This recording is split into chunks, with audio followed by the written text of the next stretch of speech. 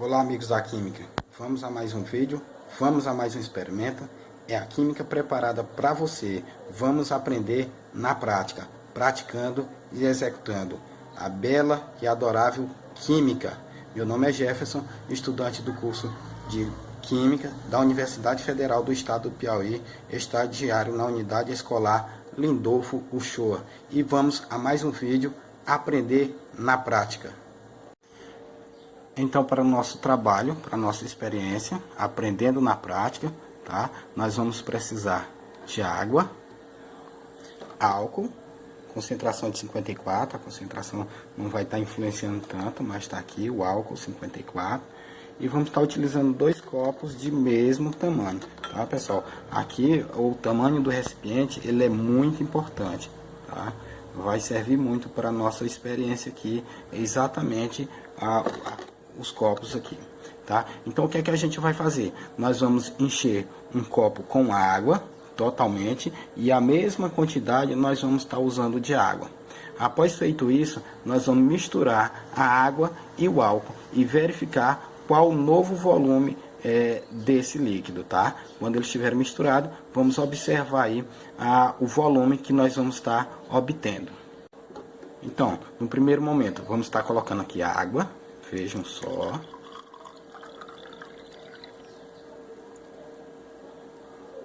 Pronto. Verifique, ó, que foi bem cheio, tá bem cheio mesmo, tá? Foi bem cheio aí, que é para não haver dúvidas. No outro recipiente, nós vamos encher com álcool, certo? Vamos deixar a mesma quantidade, vamos deixar ele bem cheio aí, ó, para não haver dúvidas. Pronto. Então o que é que a gente verifica? Que os 2 copos eles foram cheios com a mesma quantidade. Em um copo tem água e no outro copo nós temos o álcool, a concentração de 54, tá certo? E agora o que é que a gente vai fazer? Nós vamos misturar esses 2 líquidos, esses 2 volumes aí em um mesmo recipiente. E após vamos devolver esse líquido para os copos e observar um novo volume que vai ser formado. Então vamos lá, vamos pegar aqui primeiro a água, com todo cuidado aqui e atenção, para que não derrame fora, tá? E agora o álcool, também vamos colocar e inserir aqui dentro da garrafa, tá certo? Pronto. Embora tenha gotejado fora, mas não vai influenciar muito não. Vamos misturar eles aqui, ó. Tá certo? Vejam só. Misturar bem. Pronto. Feito isso, agora vamos devolver eles para os copos. E vamos observar o que é que vai acontecer com esse volume. Aí, ó, um copo cheinho. E o outro copo. Aqui é que tá. Pronto. O que é que a gente verifica? Que no segundo copo, ó, ele já não ficou cheio por completo, tá certo? A água que foi derramada, que caiu fora do recipiente, é muito pouco, tá? Então o que é que a gente observa?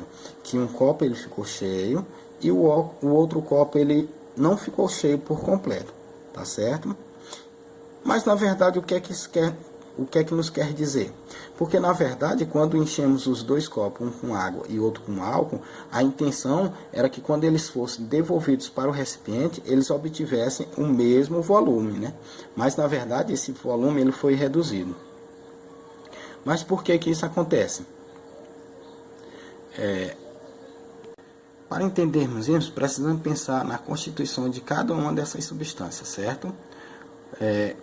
Como mostrado aqui através do exemplo, tanto as moléculas de água quanto as moléculas do álcool, no caso aí no etanol, possuem átomos de hidrogênio ligados a átomos de oxigênio. Então nós temos uma cadeia carbônica, tá certo? Eles estão interligados. Eu vou até mostrar aqui uma fotografiazinha aqui para vocês, para ficar bem interessante, tá bom? Então nós temos o que? Átomos de carbono ligados a átomos de hidrogênio. E vejam como eles se ligam aqui, ó. Molécula da água, tá? H2O, vai se unir aqui à molécula do etanol, né? Que é no caso aqui nós temos a formulazinha aí, tá certo? Então, pessoal, eles vão fazer essa união da água com álcool. Essa união, ela é possível justamente devido à polaridade dessas substâncias, visto que o oxigênio ele possui carga parcial negativa e o hidrogênio possui carga parcial positiva. O oxigênio de uma molécula atrai o hidrogênio de outra e assim sucessivamente, entre várias moléculas. Desse modo, sabemos que as moléculas de água atraem-se mutuamente por meio de ligações de hidrogênio, que são forças de intensidade alta e baixo. Intensidade alta. Abaixo, né? Desse modo, forma-se espaços vazios, pessoal. Nós temos espaço vazio entre as moléculas de água, fazendo com que elas fiquem mais espaçosas. Então, quando nós tínhamos aqui só o vasilhame com água, o que é que tinha? Nós tínhamos espaço vazio, aumentando esse volume do recipiente, né? Como ele tem espaço vazio, a tendência é ele ficar maior. E o que foi que aconteceu? Quando adicionamos o álcool à água, estabelece ligações de hidrogênio entre essas moléculas de ambas as substâncias, sendo que essa força de interação fez com que a distância entre elas diminuísse. Isso quer dizer que as ligações de hidrogênio entre as moléculas de água foram rompidas para que fossem estabelecidas novas ligações com o etanol. Sendo assim, os espaços vazios entre as moléculas de água foram ocupados pelo álcool, diminuindo entre o volume total. Bom, pessoal, esse foi o nosso experimento. O que é que nós quisemos demonstrar aí com a mistura de água e álcool? Na verdade, existe uma polaridade, uma atração entre as partículas da água e as moléculas da água e a molécula do hidrogênio, do etanol. Isso acontece justamente porque o carbono ele vai ser atraído pelos átomos de hidrogênio, tá certo? Então, nas moléculas da água, quando enchemos o copo, existe um espaço vazio muito grande essas moléculas. E quando foi adicionado o álcool, elas foram quebradas, né? E aí foi feita essa junção do álcool com a água, diminuindo o espaço. E exatamente por isso o volume não permaneceu a soma dos dois copos cheios, ok? Então esse foi nosso vídeo feito para você que quer aprender a química na prática, ok? Meu nome é Jefferson e vamos ficando por aí. Boa sorte e ótimo aprendizado. Pessoal, passado aí o tempo esperado, tá? A gente tinha determinado um tempo de 3 minutos para tirarmos aqui o refrigerante que está mergulhado aqui no álcool, tá? A gente percebe aqui ao tocar, percebe que está bem gelado, tá? Então vamos abrir aqui e medir a temperatura interna do refrigerante. Então tá aí, abrimos, vou pegar aqui o termômetro, ó, tá, e vamos medir aqui a temperatura. Pessoal, o que acontece na verdade é que sabemos que o ponto de fusão, o ponto de ebulição do álcool, com relação à água, ele é bem menor. Tá? Então ele tende a diminuir a temperatura. Foi que ele marcou. E tá aí, pessoal, ó, a temperatura que ficou após 3 minutos, 3 longos minutos, a temperatura que o nosso refrigerante conseguiu alcançar, tá vendo? 7 graus.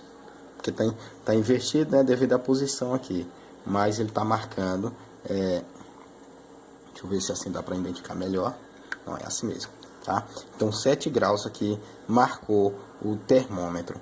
Então conseguimos aí o nosso objetivo. O nosso objetivo era exatamente diminuir a temperatura do refrigerante apenas utilizando o álcool gelado. A gente sabe aí que as pessoas têm outros meios, né, de resfriar as suas bebidas, né, aquela velha história, né, ele está apressado e acaba utilizando outros meios. As pessoas usam, mergulham suas bebidas sobre o gelo e logo após eles jogam sal por cima, né? O sal vai fazer com que derreta o gelo, diminuindo a temperatura e, consequentemente, esfriando bem mais rápido esse material, tá? Mas aqui eu já tinha feito uma experiência com esse método. Aqui a gente viu que é muito mais eficaz o resfriamento do refrigerante. Bom, pessoal, a gente sabe que uma reação química ela acontece com influência de vários fatores.